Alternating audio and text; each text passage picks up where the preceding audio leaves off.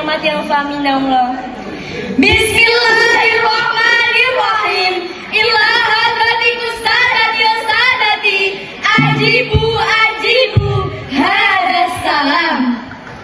Assalamualaikum warahmatullahi wabarakatuh.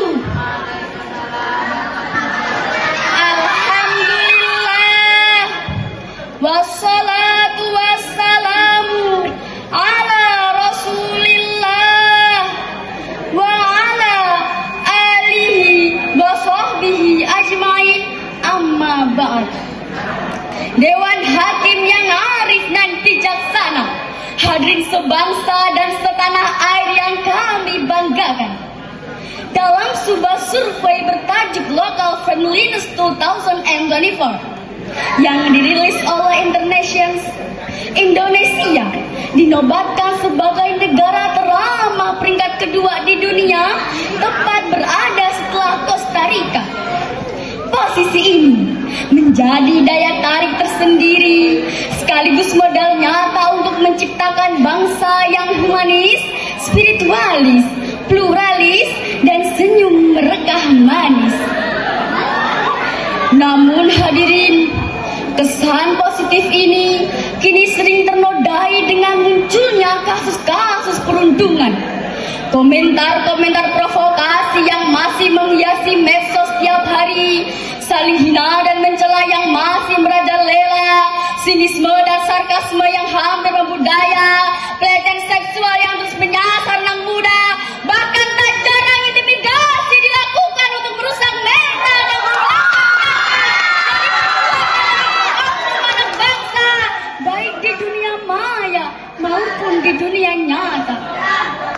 Jikalau kondisi ini terus menjadi kultur, tidak ada kesadaran dari kita semua untuk memperbaiki, maka sekian tahun atau sekian puluh tahun ke depan, label sebagai negara agamis akan terkikis.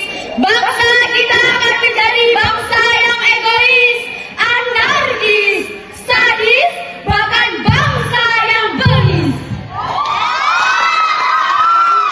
Kita menggapai Indonesia emas, namun yang akan dirasakan adalah Indonesia cemas. Betul hadirin?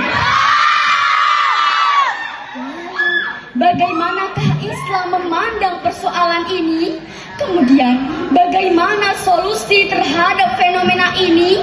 Sebagai jawabannya, mengeliminasi perundungan di kalangan remaja adalah tema Syahril Quran yang akan kami uraikan pada kesempatan kali ini dengan landasan normatif Al-Quran Surat Al-Hujurat ayat 11. A'udzu billahi minasy syaithanir rajim.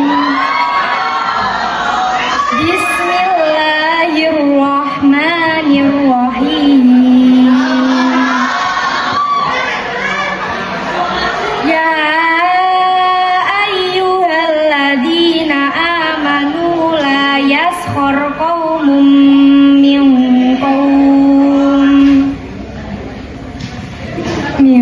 qaumin asa ayyakunu khairan minhum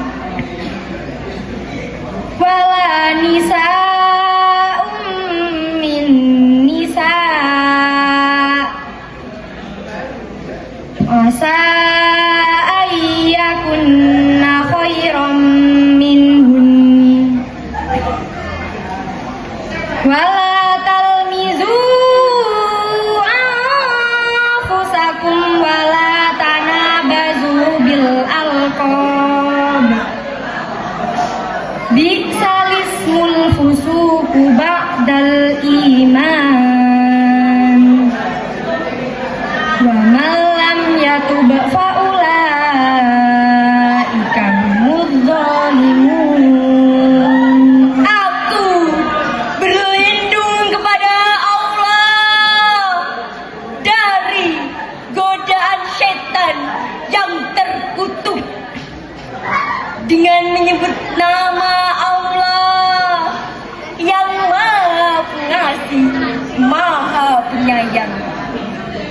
Wahai orang-orang yang beriman, Janganlah suatu kaum mengolok-olok kaum yang lain, karena boleh jadi mereka yang diolok-olokkan itu lebih baik dari mereka yang mengolok-olok.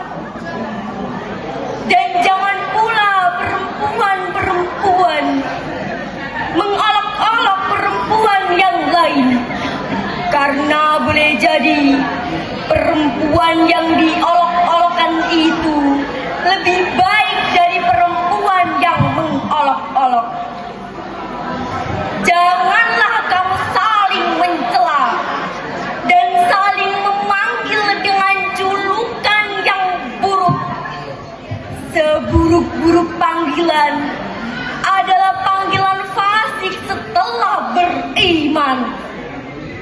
Siapa yang tidak bertaubat, mereka itulah orang-orang zalim. Dewan Hakim yang arif dan bijaksana, hadirin sebangsa dan setanah air yang kami banggakan. Imam Ibnu Katsir dalam Tafsirul Quranul Azim jilid 3 halaman 774 menafsirkan, Yanha ta'ala anis suryati bin nas wa huwa tikruhum wal istiza'u bih, bahwa larangan untuk melakukan tindakan penghinaan dan ejekan terhadap sesama manusia, karena boleh jadi orang yang dihina lebih mulia di sisi Allah daripada orang yang menghina. Hadirin, menghina atau mengejek dalam istilah populer sekarang adalah perundungan atau bullying. Menurut American Psychological Association, perundungan adalah tindakan agresif yang sengaja dilakukan untuk melukai baik fisik, psikis, dan membuat orang lain tidak nyaman. Kemudian, bagaimana dengan realita kehidupan sosial masyarakat di negara kita?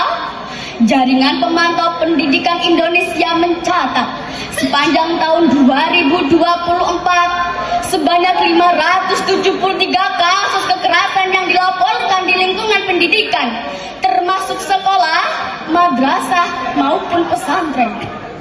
Lantas, apa yang harus kita lakukan untuk mengatasi dan mengantisipasi permasalahan ini? Sebagai jawabannya, marilah kita simak bersama firman Allah dalam Al-Quran surat An-Nahl ayat 125. Ud'u ila sabili rabbika bil hikmati wal mau'izatil hasanah wajadilhum billati hiya ahsan. Inna rabbaka huwa a'lamu biman dhalla an sabilihi wa huwa a'lamu bil muhtadin. Shadaqallahul azim. Serulah manusia ke jalan Tuhanmu dengan hikmah dan pengajaran yang baik, serta debatlah mereka dengan cara yang lebih baik. Sesungguhnya Tuhanmu, Dialah yang paling tahu siapa yang tersesat dari jalannya, dan Dia pula yang lebih tahu siapa yang mendapat petunjuk. Maha benar Allah dengan segala firman-Nya. Dewan Hakim yang arif dan bijaksana, hadirin sebangsa dan setanah air yang kami banggakan. Dalam ayat yang kita dengarkan tadi, Allah mengajarkan kepada kita untuk mengajarkan dan menyerukan kebaikan dengan cara dan metode yang bijaksana tanpa kekerasan.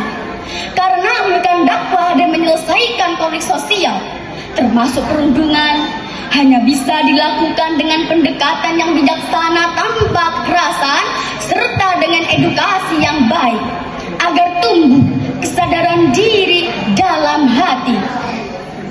Lalu, apa upaya pemerintah dalam menekan angka perundungan di negara kita?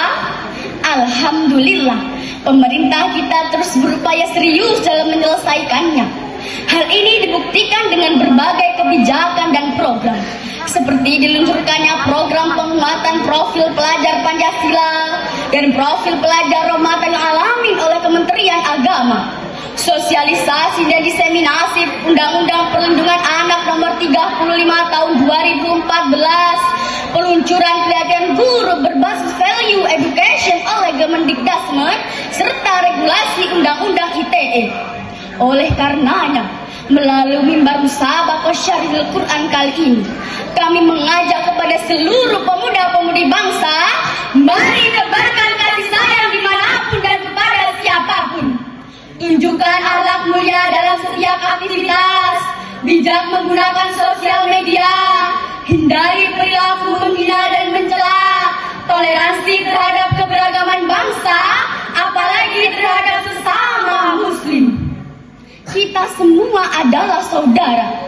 Baginda Rasulullah menyeru kepada kita dengan kalimat tegas, la tahasadu wa la tanajashu wa la tabaghadu wa la tadabaru. Janganlah kalian saling mendengki, janganlah kalian saling menyakiti, janganlah kalian saling membenci, dan janganlah kalian saling belakangi. Hadis riwayat Muslim. Dalam kitab Sahih Muslim halaman 2564. Dengan berakhirnya uraian ini, maka syarahan ini dapat disimpulkan bahwa perundungan adalah musuh besar bagi generasi muda yang berdampak pada aspek psikologis, fisik yang harus kita eliminasi bersama. Islam sebagai agama rahmatan alamin dalam merudukkan keislaman, yaitu dengan menumbuhkan mental dan akhlak yang sesuai dengan Al-Quran dan Sunnah. Karena dengan inilah kita semua dapat menciptakan lingkungan yang harmonis dan agamis dengan